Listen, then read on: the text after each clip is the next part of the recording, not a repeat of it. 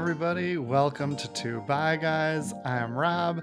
My book came out last week, Bisexual Married Men, Stories of Relationships, Acceptance, and Authenticity. If you've been listening to this podcast, you know all about it by now. And it is now out. You can get your copy. There's a little bit of a delay even once you order it. So order it now because it could take a week or so to get it. I believe many of them are being printed on demand if they weren't already ordered. There are links in my link tree on Two Bi Guys and my personal account. You can click the link and buy it directly from the publisher's website, Routledge. It's 20% off if you get it now. There are also links on my website, robertbrookscohen.com, and more information there. And you can buy it on Amazon or you can buy it elsewhere. It doesn't really matter to me where you buy it as long as you get a copy and take a look. I think you'll really like it. And I'm really excited for everyone to actually start reading it and seeing what you guys connect with and what you think, and really just like what resonates with you all. A lot of the stories in the book resonated with me, obviously, and I wrote about that, but I'm curious to see where those connections are and what you all think. So I was supposed to have a new interview edited for you today with one of the Bi Married guys, but I don't. It turns out the book events this week just took a lot of focus and time and took a lot out of me, and I have not had time to finish editing any new episodes. I do have at least, I think, 4 more that will air and possibly 5. So those will continue through December and into January. I think they're a really nice companion piece to the book, although they're not a substitute for the book. The book is different and more edited and thought through and really like narratives. But the interviews are a nice companion. So you'll get to hear more of that. I hope next week. I assume next week. I'm pretty sure I can do it now that the book events are over. But today I decided I can't do it in time, but I did want to say hi and I wanted to tell you about the events. And then also I'm going to post the entire video from the Zoom launch party. I'm going to post that on my website, maybe YouTube. I haven't figured out exactly how I'm going to do it. I'll let you guys know when it's up. It will definitely be up. I really want you guys to hear it. But what I'll do today is play some of that for you on the feed. The first 25, 30 minutes, I gave a talk about, it was an overview of the book. And it's essentially the same thing you've already heard on this feed. It is essentially the 3 episodes ago when I did the overview of this series. I gave the talk, I gave, you guys some of my takeaways, and I talked about why I wrote this book. So I basically did that at the book talk for the first half hour. And so rather than post it here, I know you might just listen to it, but it's really very similar to what you already heard. So rather than do that, I'm just going to cut into the tail end of my talk. And I think I said a couple new things sort of toward the tail end. And then we got into a Q&A. And with the Q&A was with 3 panelists from the book, subjects from the book, and then other people on the Zoom ended up chiming in and talking. And so you'll hear from them and what they thought, including my mother and my aunt. And there were many other of my family members on the Zoom. On the panel at the Zoom party, we had Keith and Candice, who were just in the last episode. You just heard from them. So you're going to hear a little bit more from them. But I always love hearing from them, especially together, and how they talk about stuff together and how supportive Candice has been of Keith. So you'll hear a bit more from them. Also on that Zoom was Austin, aka Quentin in the book. Austin, I interviewed for this series coming up in December. You'll hear a lot more from him. And he was also in an episode of Two Bi Guys 2 years ago, that episode where I interviewed 3 Bi Married Men. And his chapter in the book is really fascinating. I'm looking forward to sharing that full interview on this series. And then also my friends Howard and Elizabeth are on the Zoom. Elizabeth is on the leadership committee of Bi Request. Actually, Howard and Elizabeth were in that same episode 2 years ago that Austin was in, and they are the final chapter in the book. Their names in the book are Stanley and Christine. So Howard and Elizabeth are on the Zoom. So you'll hear a bit from them. I asked them some questions. The audience asked some questions and then shared some thoughts. And so that's coming up in a minute. But let me talk a little more about the events before. I just want to say thank you so much to everyone who came to the Zoom. It was really, really nice and special. And so many people showed up. It was really nice to see how many people were there and how many people I've never met were there. So clearly, like, it's a lot of you guys listening and maybe others who found the book or found the event. And after we did the panel, which you'll hear, I wanted to give a chance for more people to talk without recording and without knowing that it would be on this feed. And I wish I could share it, but by definition, it wouldn't have been the same if people knew I was going to share it. But after I did turn off the recording, many more people in the Zoom shared and really are looking for resources and so excited to hear these stories and also wanting to share their own. There was just a real sense of community in that Zoom. And many of the men in the Zoom have been married and out as bi for a long time, some maybe less. But that's the thing that a lot of people talk about is just like being in a room with people where it's normal, where they're talking about things that resonate, and everybody found something. Like each person that spoke talked about something that one of the panelists said that they connected with. It was just really nice and special to hear what people took from these stories, even people who don't identify as queer or bi. So that event was great. Thank you all for coming. The New York event, I want to just briefly talk about it. It was also so lovely and amazing. Very similar to the Zoom in terms of the community that was built there, except it was in person. And so it was like even more special, really special. I talk a lot about how important By Request was for me when I was coming out, and how when I first went to the center in those rooms and really met the people, saw them talk about themselves, like saw them nod and smile when other people were talking and when I was talking, how powerful that was.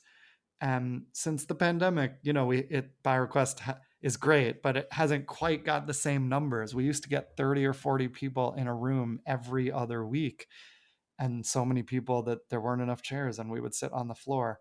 And I loved that. And it's been a bit difficult to recreate since the pandemic. And we really did recreate it last night at the center. So the event was at the LGBT Center in a room where I've done By Request many times. And it was almost full. I mean, there were a lot of people. I was really excited to see how many people showed up. A lot of guys showed up with their wives who were being so supportive. It was really nice to see a lot of bi men married to women for many years who, have just not heard or shared these stories outside of a group like By Request. But this specific experience is so hidden, and we're in these straight passing relationships, that it was just wonderful again to hear everyone share. So we did a panel with subjects from the book, and then we shared and asked questions, and people talked about their experience, and it was just a lovely, lovely night. It was really special for me to be sitting up there and talking and watching real people nod and smile. And I know they're connecting with all the stories in this book and the panelists. So I don't really have too much to say about that except thank you. It was so special. And thanks to everyone who came. And if you didn't come, it's okay. You can watch the Zoom. You're going to hear most of the Zoom now. You can watch the whole Zoom later when I post it sometime this week. And most importantly, you can pick up the book. I'm very excited for everyone to read it and to share what they like and what resonates with them, and to share more of your story. As I think I said in this Zoom, I forget if it's in the part you'll listen to or not, but I hope that this is the beginning of a wave of visibility and of sharing these stories, because there's so much more to do after that. But that is a big step one, is just saying, hey, we're here, and you think we're all straight, but actually no. And it's important, and here's why it's important. And bi guys are really, bi people in general, but bi guys especially, are hiding in plain sight. And I hope that we become less hidden and people realize how prevalent this is and how many of us there are and how hot bi guys are and how queerness forces an interrogation of yourself and gives you the opportunity to really connect with that self and learn ways to express it and things like that. So I am so excited. You can find links in my link tree in the bio. You can also go to robertbrookscohen.com and there are links there and lots of information about the book. You can just search Bisexual Married Men at your favorite bookstore and let me know what you think. Write to me on social media. Post some pages of the book that resonate with you. I would love to hear all that. So thank you so much. I'll have more interviews coming soon. Here now is the end of my talk at the book launch party plus the Q&A. It is completely unedited from Zoom because, like I said, I do not have time to edit today. And it's a Zoom, so you can watch the whole thing. All right, here we go. Enjoy, and I'll talk to you more next week. Bye.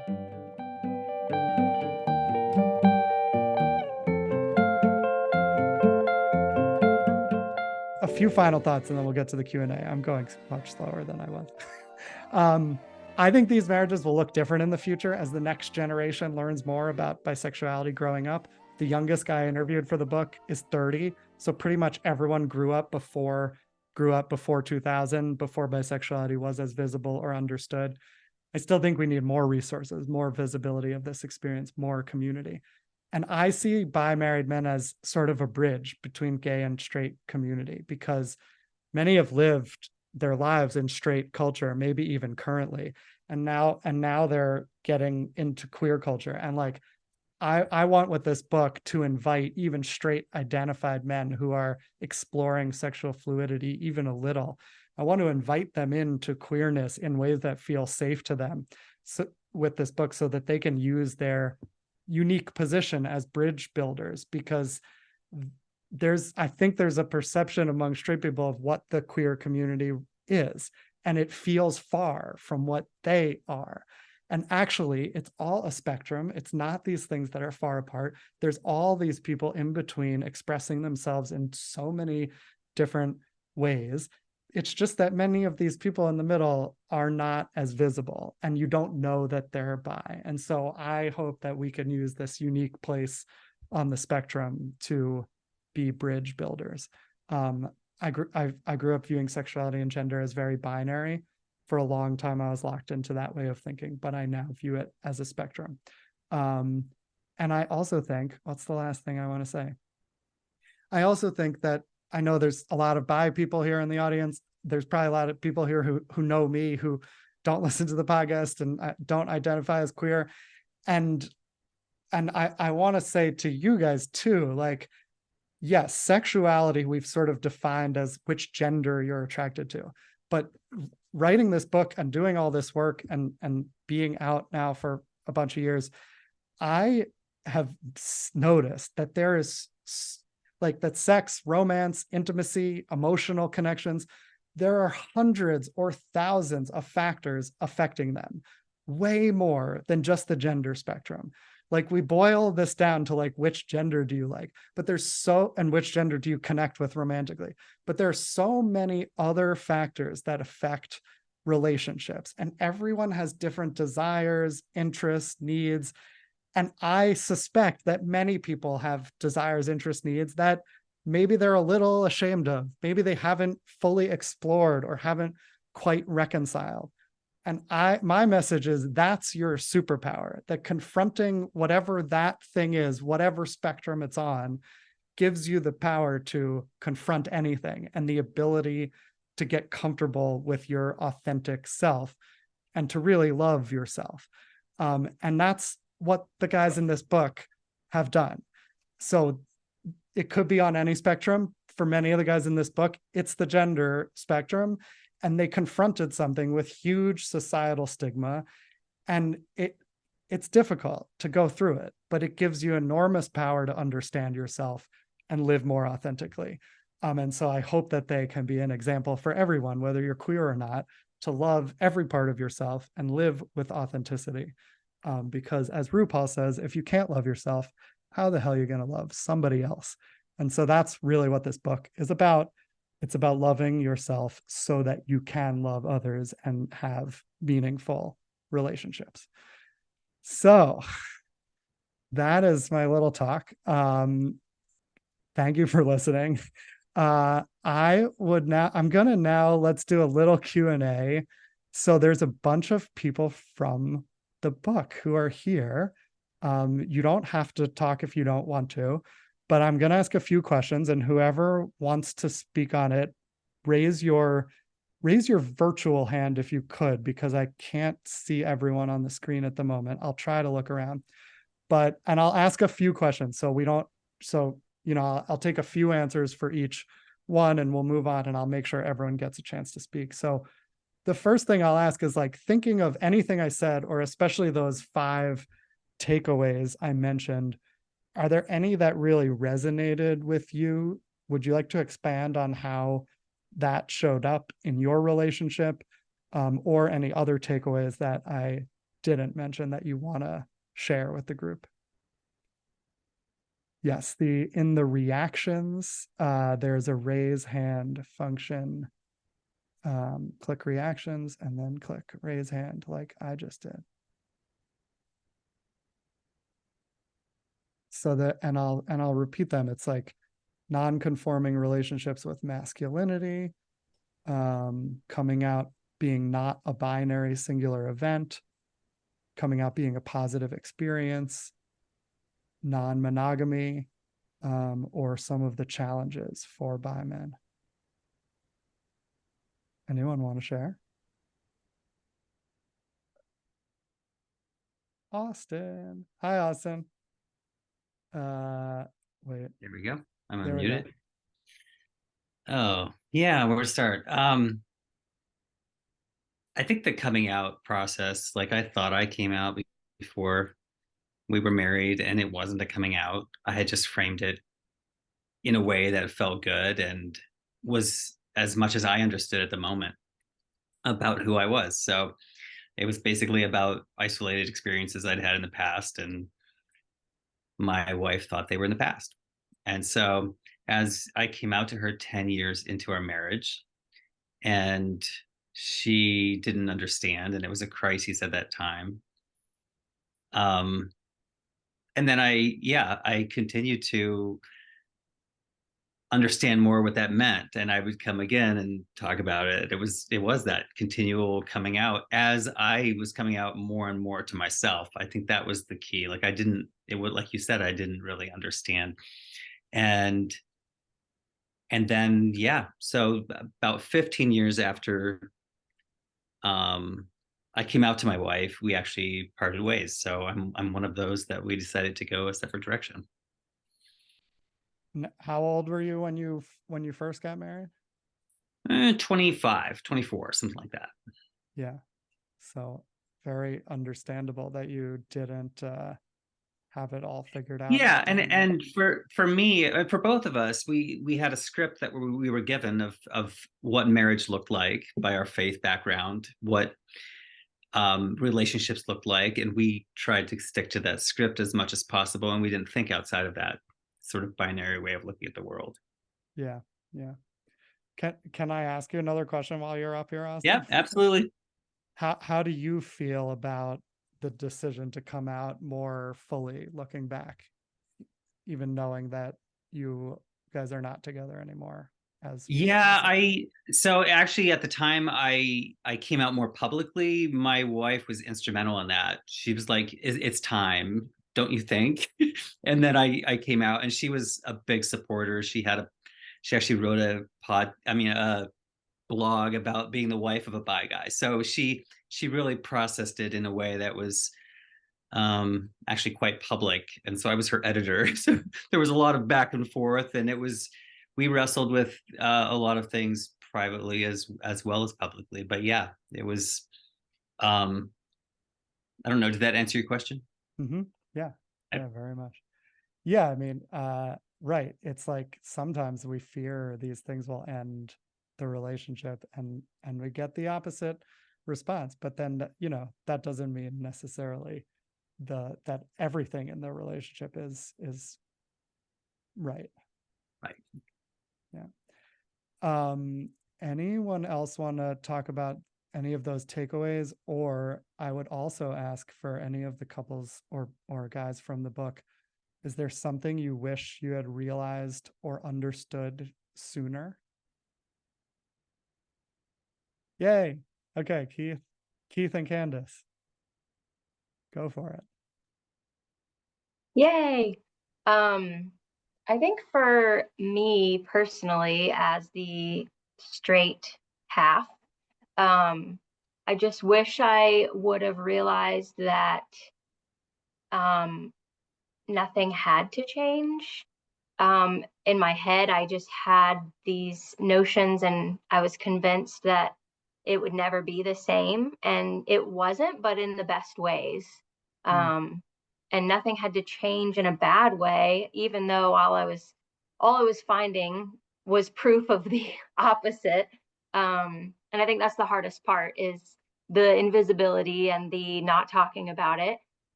All you find are the unhappy people.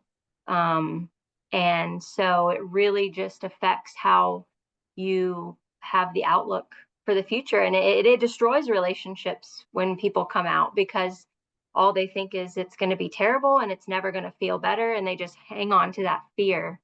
And I just wish I would have realized sooner that I could just listen to him and trust that he was still the person that I loved. Yeah. And that openness to listening and like truly understanding what I was saying, as I was saying it, as I was coming to terms with learning my own sexuality and how that would or would not affect my relationship. But that openness to be able to be one another's bouncing boards, or to have those conversations. Right. Yeah, I love that. And you guys were pretty young too when you got married, right? Yeah, we got together in high school and got married 2011 ish. Yeah. We were, but I don't know. I mean, we've been together since high school. Right. Their chapter in the book is about evolving together, I think is the title of the chapter. And yes, and Candice and Keith also, but Candice has started a whole website and movement about mixed orientation couples. And that's part of why I included her in this book. It's 13 bi men and 2 of their wives. Elizabeth is the other one. She's in this Zoom. But I really wanted to include Candice because I think a lot of times guys are afraid of the reaction that their wife will have. And Candice was very open about having that reaction a little bit, but then sitting with it and getting into it and talking about it and having a discussion, an evolving discussion over a long period of time, and putting in that work, and it strengthened their relationship. And what you talked about, I think is so true. People are afraid of change, and I was, when I came out, my whole life's going to change. And the truth is, it will change, but it's great change. For me, it's good changes, even if you have to let go of certain expectations. Cool. Anyone else? Elizabeth and Howard, are you there? Do you want to say hi? Not to put you on the spot. And also, we'll say hello. Hello. Oh, sorry. So we'll say hello. We're just having our own debate and dialogue regarding this, because we were fortunate enough that we met after the fact, after we were both out. Well, I was more out than he was, and at a gathering for bi people. You'll hear all about it in the book. I like how you're using a euphemism when it's very explicit in the book. Right. I wasn't shy. We weren't shy. So that was a really nice thing, because we didn't have to worry about that fear, that rejection. It was already on the table, like, okay, that's who we are. Then it was just the relationship, getting to know each other. How do we transition from being just people who enjoy playing to a relationship? And I remember, I'll never forget this question you asked, not for the book, but at a picnic one summer, Rob, where he's like, "Oh, how is it that you're, being a bisexual couple? How is it in your marriage, your relationship, being bisexual?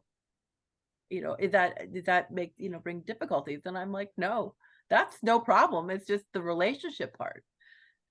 For us, we worked that out. Very fortunate because, again, as you mentioned before, one of the takeaways, being very open, being vulnerable, having the discussions, no matter what the repercussions are. If you're open and honest with yourself and your partner, you learn and you grow and you become, as you say, stronger, because you're open and honest and you're like, this is what I want, this is what I want out of the relationship, or what we can do together. So anyway, that's my thoughts. Any thoughts? You agree, Howard? I'm the talker of the group here.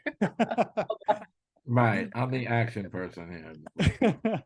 Well, one of my next questions was like, is there anything you're still struggling with? And it sounds like to me, if there is anything, it isn't related to sexuality. It's just maybe related to whatever's going on in your lives otherwise. Is that fair?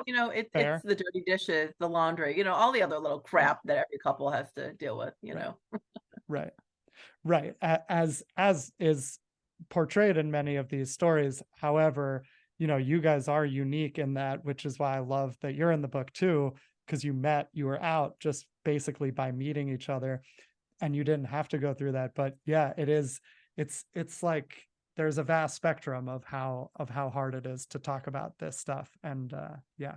Okay, Keith and Candice, and then Austin have stuff to say. I just liked how you brought that up about the thing we've come across with dealing with so many mixed orientation relationship couples, is that the sexuality becomes the scapegoat, when in reality it's very seldom the actual biggest problem. And people break up and they separate, and that becomes the reason it happened, when really things were extremely broken to begin with. And you already had two people or more who weren't communicating well. And it sucks because it becomes the reason when it might not have actually been, but it just puts another negative connotation on someone's sexuality being the destroyer of this mixed orientation relationship. Yeah, when it was really just really, really poor communication. Yeah, or life problems or whatever, but a combination of relationship issues. They just hold on to that. In a non-mixed orientation relationship would still have. Yeah. And do still have. Yeah. Yeah. Right. So many things. And it's like what I was saying before about the hundreds and thousands of factors of a relationship and a partnership. And yes, this often is scapegoated, but I also think when you've had this tough conversation, like many people in the book and you two have had, like it gets easier to talk about all that other stuff. So it's actually kind of a nice obstacle to, if you can overcome it, to get deeper on other things. Okay. Austin. You're muted, Austin. There we go. One of the things that I found interestingly difficult, right? I mean, so I'm seeing somebody now and it is not a woman. So that's been really interesting. And every once in a while I run into something, I'm like, oh, this is supposed to be a hetero problem. And no, it's just a human problem. It's just a human thing to work through in a relationship. And I'm finding that once my wife and I decided, okay, our marriage is not working for us, for the container for our love, how are we going to shift that? There was so much of definition that we had given to marriage and what we were in that once that container was gone, there was this intimacy that we could not have imagined. And we were talking about things that we should have been talking about as a couple all along. in really deep ways, and able to just relax into that. And so I'm finding as I get into a new relationship that there's still those patterns of ways I've been looked at what a couple is or what this is, that I'm realizing I'm writing the rules for how I want that to look for me now, and that's really liberating. I can ask for what I want. It's not just I don't just have a script I need to go by. It's completely me, and that's terrifying and liberating at the same time. Yeah, absolutely. And that's like, I didn't really discuss that today, but it's a huge theme of the book, is like how queerness or non-conformity on a lot of these spectrums, not monogamy, gender, other things, it forces you to write your own script, but it's like an opportunity to write your own script, and it's hard to, abandon the expectations that you have, but there's really something beautiful in writing your own script. And Yeah. And one thing, when you do that, I think you attract people into your life that are on that similar trajectory. And it's that sort of this queer thread that's now running through my life in ways that I'm like, where did all these people come from? Right. And it's a beautiful thing. Right. It's a lovely filter. Yeah, exactly. Okay, last question for you guys, then we'll open it up. We'll end in a minute, but is there any advice I guess my question is, what do you hope that other people will get out of reading your story in the book? I asked you, most of you, this already on the podcast, but if you've got a brief answer of it, we would love to hear. Go for it, Keith and Candice. We all know I'm always willing to talk. I mean, I think we said this in possibly the book and maybe the podcast interview. For our case particularly, just so that people don't feel alone. I mean, that's the overarching thing, obviously, for bi folks, but mixed orientation couples also. And I was extremely proud to be a part of it as a straight person's voice. I sometimes joke that I'm begrudgingly straight. Like, I'm like, I don't feel like I am. I feel like a huge ally. I feel like I want to be a voice for people. And sometimes, I don't want to speak for people, but I just want to be representative of, how welcoming and not alone anybody is, and just a positive example in some small way. And that all stems from, that's what we were looking for. Yes. And we didn't have those examples. Yeah. To draw a healthy, sustainable relationship with the cards that we had. So we just want to be that. Yes. That for other people. Right. Beautiful. And, my whole podcast and this book is really like the resource I wish I had, the examples I wanted to see and didn't have. And so, yeah, it's like we wish we had heard these stories. And so you're paying it forward. So thank you. So we're telling them. We're telling those stories. You're telling them. Yeah. Right. Austin. Yeah, I think for me, it has to do with mental health and men that are in situations that they don't feel that there's no way out. And I know a lot of men who've dealt with depression and really have been closeted. And for me, a big part of my coming out was as much that as anything. I had a friend who took his own life, and so for me, that was like a no-brainer. I wanted to at least let people see somebody living their life in a way that was authentic and without apology, accepting their desires. And so, and for me, especially within the faith tradition I come from, people have reached out to me, said, have had ongoing conversations, and they're still closeted. They're still in a mixed orientation marriage, and in a situation that I don't know if I could even live in, but I can at least offer support and just the fact that somebody sees them. And yeah, that's what I needed. And I didn't have for many years or decades. Yeah, right.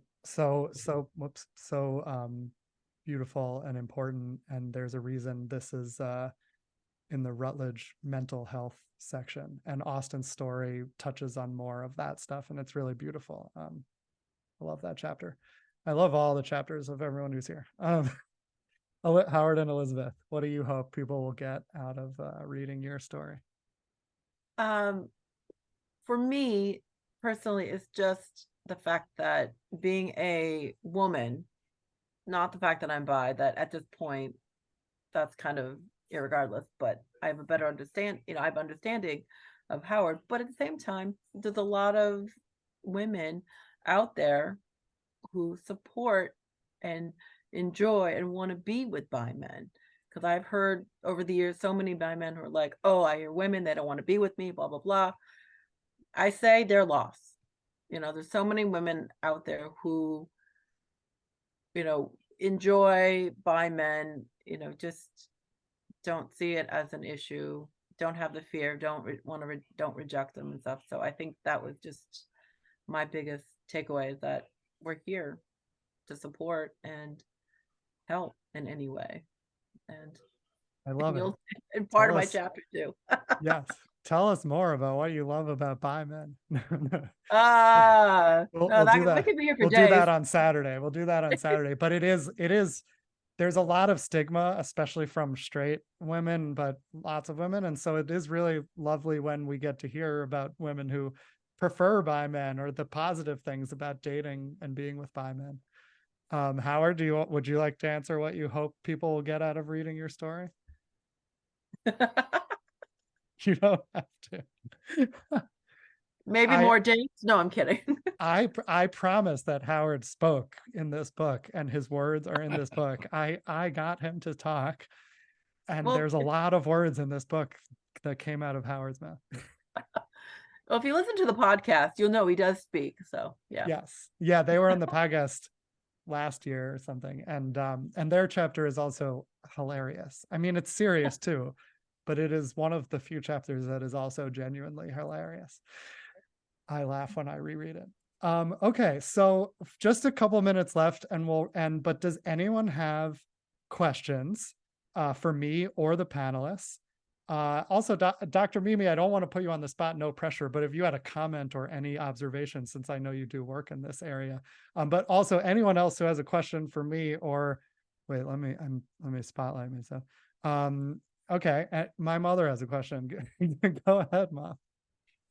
I always have a question. Well, first, thank you, Rob, again for writing this and sharing these stories. And I just want to thank all of you bisexual men and their spouses for sharing the stories. Did we lose it? No, you're good. There. And my question, you sort of have touched on, but my question is for all those who shared their oral histories. How did it feel first to tell your story, and to Rob, and how did it feel, to have someone listen to your story in that context of working with Rob? Anyone want to answer my mother's question? Okay, go ahead, Keith and Candice. Yeah. Oh, okay. I mean, initially, very threatening. Even being openly out to friends and family at that point, going that extra step in having an open conversation with a stranger that's going to end up expansively going out to other strangers to have that same conversation. Initially, it was very scary and threatening in a way, but once the conversation started happening, various stories that we had heard on Two Bi Guys, it was kind of exciting just to have that connection and be able to have that conversation in a very open, honest way, and we're so grateful for having Rob having an ear to listen to our story. Yeah, I think I was the one who, I'm pretty positive actually, I was the one who reached out and volunteered us for for the interview way back in 2020. And I kind of did it on impulse. I had our mixed orientation groups and all that. I was very active online, but in a lot more of an anonymous way. And so I reacted, I reached out to you, and then I regretted it. And I was like, oh, hell, but, I didn't know at any time if it would be anonymous or visible. But then the more we talked about it and thought about it, we didn't really care either way. And I don't know why we were bothered. I don't even know. I think for me, we touch on that a little bit in a few places, but I go back to those old worries and those old fears of like, people are going to think I'm his beard. They're going to think he's actually gay. And I get so upset that I still think that way after all this time and all of my own work. It's just that stupid fear that's like, people aren't going to take us seriously or respect our relationship. I don't even know. But there was definitely that fear of being in the open and front and center that is gone now. But yeah, I was afraid at first, but then very happy to be telling our story and have people to hear it. Yeah. Yeah. Well, I'm so glad you did it and that it worked out and it reminds me of I came out publicly because by request, like we a few of us were featured on a TV show called Slut Ever. We recorded it. It wasn't going to be released for 6 months, but I had said yes to it. And I was like, oh God, what have I done now? Like, we recorded this. I that was impulsive. And now in 6 months, it's going to be on TV. And so No takebacks. Right. No takebacks. I signed a waiver. Being recorded. And so, yeah, like sorry, someone's not muted. I then had those 6 months to think about it and come out to people and make sure I was there. And in hindsight, I'm glad I pushed myself to do that, because yeah, it things changed and it was great. Okay, Austin, go ahead, Austin. Louder. Wait, what was that? Oh, so I don't know. So, well, that distracted me. What was the exact question? I think my mom, you can answer that. Yes. No, I got it. What was it like to be interviewed by me? Yeah, no, it was like therapy. To be honest, I hadn't talked with somebody that was out as bi before. And so for me to have a conversation with someone who just, I didn't have to explain myself was so freeing. And that was my experience. I had already been out. I didn't know any other bi people, but I knew what I was, and had been out for a little while. So that was that. Cool. Yeah, I was also talking to someone else. The interview will come out soon. Another guy from the book who lives in London. He was going to try to make it, but it's too late. But he said that I asked him open-ended questions, but I thought of things to ask him that he had never thought to think about. And because I've gone through the experience, or at least some of it, I didn't know what he would say, but I knew things to ask about. And I didn't really realize that at the time, but I was just asking what I was curious about. But I will be doing coaching soon, which is like therapy, and which apparently I was already doing 3 years ago without realizing it. Okay, Howard and Elizabeth. Yeah, I mean, we fortunately had a different experience because we've known Rob since the beginning. I think you actually came to the bi request the first meeting that we were leading, right? Howard and I, maybe? I don't remember. I think it was Paul, and it was about Kevin Spacey. Oh, okay. So anyway, but I've known Rob for years, and so it was just like having a fun conversation, and we just joked and laughed, and oh my God, there's I think there's so much that hit the editing floor that we were just giggling about, but especially Yeah. me. But it was just like having a conversation that by request. We're very open and just being ourselves and sharing. And I've been very fortunate that we have the community in New York. And before the pandemic, there'd be times that twice a month we would have 30, 40 people in a room talking about themselves. It was amazing. Now we're maybe about 10 or 15. I mean, I'm not trying to, but just finding a way to find the community and being able to be honest and talk with each other and have that opportunity and share your stories, even though they may not be exactly the same. There's so many parallels that you could really understand. You're like, oh yeah, I've been there. I've been down that road. Oh yeah. Right. And I want to say I feel really bad for bi men in our society. It's a double-edged sword. I say it all the time. Being a bi woman, I'm looked at as like, ooh, fantasy, ooh, lovely threesome, and I'm the opposite. I'm like, yeah, I want a threesome too. I want an MMF, so where a lot of, which really throws people off, they're like, what? No, because they're used to FFM. But anyway, so it's one of those things where I like to subtly kind of push back and change things. And well, actually, I'm not that subtle in my chapter. I wasn't that subtle, but anyway, there's ways of just saying that you're out there and supporting. And I think I kind of digressed. I went off the topic, but anyway, no, it was wonderful, and I'm so glad that you've given all these voices and different perspectives the opportunity to share their stories and given voices to people who aren't as fortunate as we are having by request in New York. So anyway, on that note, I will shush. Right. Well, and that's why I'm so glad you guys are in the book. Your interview was sort of the polar opposite of some of the other ones I did with people I had never met.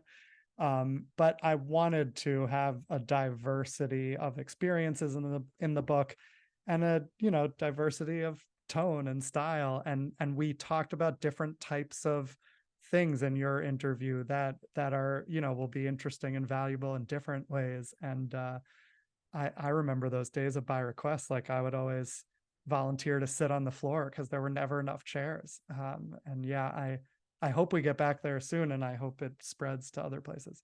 Keith and Candice, go for it. Oh, I just had a super quick, when she was saying, she feels bad for bi men, basically, just a small little anecdote. Even in my own personal Facebook pages and things, I'm extremely open about, being supportive and mixed orientation relationships and bisexuality. I am always assumed to be the bisexual one. Always. Every single time someone talks to me about it, I get comments, even his family to this day just think I'm the bi one, no matter how many times I've corrected them, no matter how many times we're open about it. It's just assumed that the woman is the bi one. And it's I just can't even believe it sometimes. It's like, come on, how much more open can I be about it? It's so crazy. Yeah. Austin, go for it. Yeah, sometimes I do a lot of work with men in general in men's groups, and I just go into those groups. It used to be I used to have all this internalized homophobia going to these groups, or biphobia, and now I walk in there as if every man is a bi man, and interact with them in that kind of way. And often it's surprising how much there is a hunger for intimacy even among straight men, whether they're bi or not. To sexualize that connection that all men need is unfortunate. And so that's a gift that I bring into those spaces that I'm in. Yeah. Yeah, I think that's a huge area of need. Cool. Eli, you want to say something? Go for it. I was not gonna speak, but Austin and Keith and Candice and Howard and Elizabeth, I think you guys have done a really good job at shaping this conversation in a positive and productive and helpful way. And Rob, I can't wait to read this book. I am a heterosexual man who was in a marriage with a bisexual woman who came out in her mid-30s. And it was I think we touched on the subject. It was a difficult conversation, maybe for about 10 seconds, until we sort of realized that it's not that big of an issue between us, and we have much bigger issues that sort of that took precedence. And I think one of them was, Austin, you touched on men and gender roles and expected masculinity. Rob, that was one of your takeaways, was sort of like the sort of masculinity expectations, and I guess intimacy that Austin mentioned. If that's missing in the context of a relationship, whether there's bisexuality or different things involved, that's part of the work that needs to get done. And I remember, Rob, I had a conversation with you that was like, I don't think I'm very happy. And it doesn't have to do with, my wife coming out. It has to do with other issues. And you mentioned the word authenticity, which has been mentioned here a couple of times tonight, and having difficult conversations without fear of what might happen, even if what might happen will change things drastically. Because sometimes things need to change drastically. And in the end, it can be for the better. And I can sit here absolutely attesting that it's for the better, and I feel stronger, and I feel more able to show emotion and share emotions in positive and helpful, respectful ways. So cheers, kudos, can't wait to read the book, can't wait to read the follow-up by women in marriages, and then so on and so forth. Yeah, thank you so much for sharing that, Eli. That's really beautiful. And you can be in the next book. Cool. Well, so we've gone a little over. I don't want to go too long. I want to end the recording in a moment, but I will stay on a little longer and chat or answer a few more questions. But I just want to, I want to repost the links in the chat just in case anyone needs them before they go and don't want to scroll up.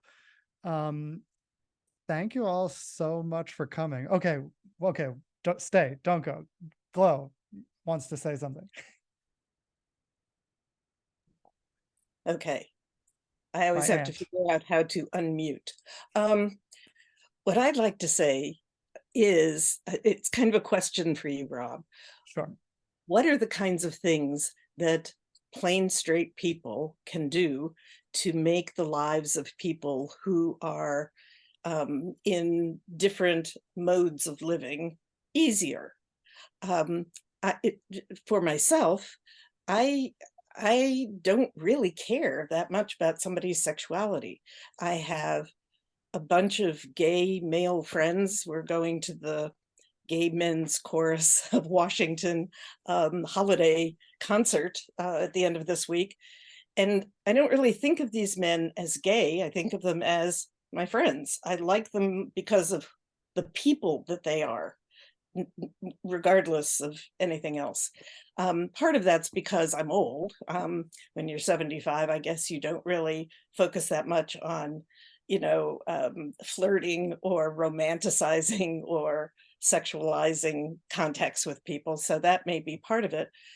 But to a great extent, I think the only reason there's stigma about things like bisexual anybody is that the non-bisexual people are assumed to have negative reactions, which I think, unfortunately, is, for the most part, relatively accurate.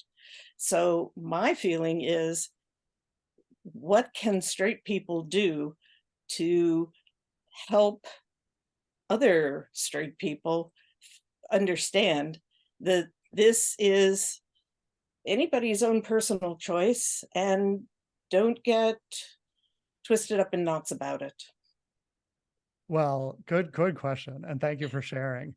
I mean, there's a lot in that question. Like, and I don't know that I fully have an answer. Like, one thing most straight people could do is be more like you, be more accepting and understanding. And so if you can, get that message out there, great. In terms of dealing with like real homophobes, that, I don't know, like it's difficult, and that's a whole other discussion. But I do think, True. one thing is read this book and make people read this book, because, and I, I'm being facetious, but in reality, it isn't just about explaining terms and explaining why the law should be what it is, and arguing about these things and negotiating. A big thing that we need is like representation of what people's lives really are like, and how does bisexuality play out in someone's life? Like, why is it important? So when you say like, I don't care about someone's sexuality, it's like, people think that bisexuality comes up in other people's lives in certain ways, and it's often not how it comes up, or not the things that people actually struggle with. And so I do think one of the important things is to get to know more bi people and be open with them, so that they may feel comfortable coming out. And the more that you know what their lives are really like, then the more understanding and empathetic you can be to the real challenges that people face. Bob, do you want to say something?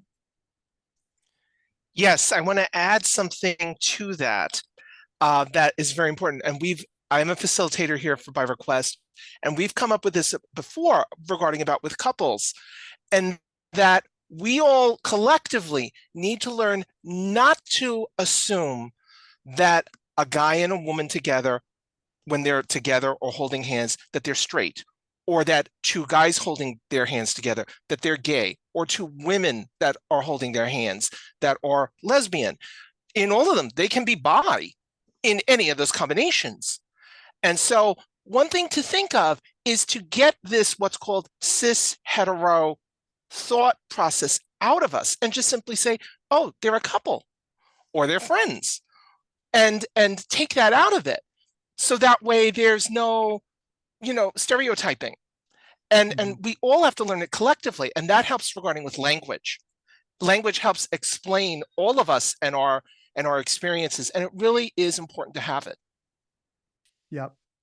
Yeah, totally agree. Thank you, Bob. And I was going to say something, but I forgot. And so Brad and Amy, do you want to say something before, in case I think of it? Okay, sorry. There we go. I just want to thank you for making the world a better, smarter place. Thank you. Thank you, Amy. I appreciate that. All of you, yeah. But you in particular. Yeah. Thank you. Thank you, Amy. Thank you, everybody who shared their stories for the book. And today, what was I going to say about something? I don't know, whatever. I said a lot of things. Oh, I was going to say, sorry, Bob made me think. This is the last thing, and then we'll pause. But I think that bisexuality, like something that's coming up from what a lot of people are saying is like, why is your bisexuality important? And a lot of, I think, non-bi people think, well, it's about choosing a partner, and which gender partner are you going to have, and are you going to be monogamous or not? And those are the things. And I hope that reading this book, you'll see that it's about so much more than that, and that a bi identity is a breakdown of a binary. It's an open-mindedness and a worldview. It's not just about sex and sexuality and gender. It's about reframing gender and reframing everything we're taught about sexuality. And so what I learned at By Request is that many bi people have done that work, and then they see the world differently. And that can be beautiful in a marriage, and it can also cause conflict in a marriage. And that's sort of what's in this book, is all the nuanced ways that this shows up. And so it's not, TV shows often boil it down to like, will they choose a man or a woman? Which one will they end up with in this love triangle? And like, that's like barely a issue that most people deal with, and there are so many other things. And so yeah, that's what you'll read about. Okay, so I will stay on in a minute after I stop the recording, but I just want to say thank you all so much for coming here. I put up the links. You can buy the book. If you do like the book and could review it on Amazon, that would be incredible. And if you can help spread the word in any way, that's also amazing. The book makes a great gift. Maybe someone will come out to you and you didn't realize it. And I appreciate all your support. So thank you so much for being here. Yeah, this was amazing. Two Bi Guys is produced and edited by me, Robert Brooks Cohen, and it was created by me and Alex Boyd. Our logo art is by Caitlin Weinman. Our music is by Ross Mincer. We are supported by the Gotham, and we are part of the Zencastr Creator Network. Visit patreon.com/Robert Brooks Cohen for bonus content, early access, and exclusive video episodes. Thanks for listening to Two Bi Guys.